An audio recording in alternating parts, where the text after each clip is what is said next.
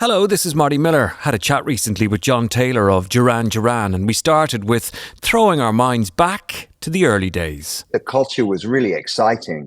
Music, like with street level music, was really that was where it was at. I remember I would go to see bands. I was into like The Clash and Susie and the Banshees and a lot of new music in like the Ramones, and you'd go to see concerts and you just you were at the center of the world. There was nowhere else you wanted to be.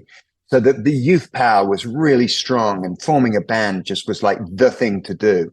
And that kind of 78, we're kind of in what became known as post-punk, and all the first energy of punk is now getting divested into like a little bit of electronic music, a little bit of dance music, a little bit of this, a little bit of that. It's really broadening out. We get some really amazing artists, right? Like Joy Division, Simple Minds, Japan, coming out of that period where, and so that energy, Duran has always been about the guys in it. We're really, we've got five.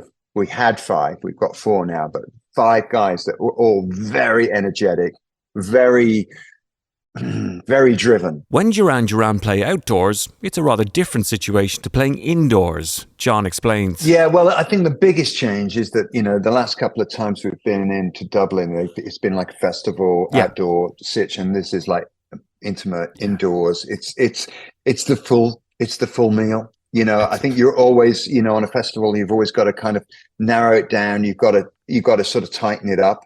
And this is an opportunity to really, pull out all the stops.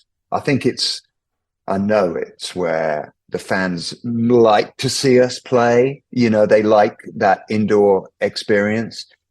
So, anyway, we're always modifying, because we've got to freshen it up always. We talked fashion.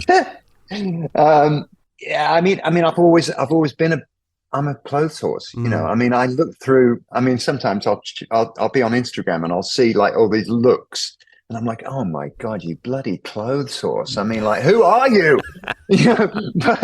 But we got onto that. It was like a post-punk thing. We'd had punk, we'd had the bondage suits and the torn shirts and the safety pins and all that, and music and style was moving into a new direction. Where does it come from? Paul McCartney, Mick Jagger, how? Well, they're the game, man. Yeah. Like Mick particularly, and Paul. It's like they are who I look to, and I go, that's what you've got to do. That's what you've got to do. And I think,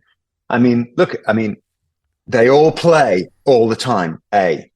Yeah. Those guys, they're not touring all the time, but there's rarely a year that goes by when they don't tour somewhere. Yeah. And I think that you get that is that it's like, that's at this point, it's like, that's what you get it up for, and you live in between the tours. Sure. But the tours are what keep you fit, keep you game fit, because you've got to walk out onto that. You've got to, game fit. You've got to walk out onto that stage. You've got to be 360, and you've got to be awake and alive. This is John Taylor on Andy Taylor.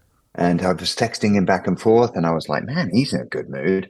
It was almost surprising. And then so he was up for all of this. He was, but I think then I think it just seemed, suddenly it became the reality of it, literally like the day before he was supposed to get on the plane. I think it just became, and I think once he made the decision not to do it, it was like pressure off. My name is Marty Miller. Thanks for listening.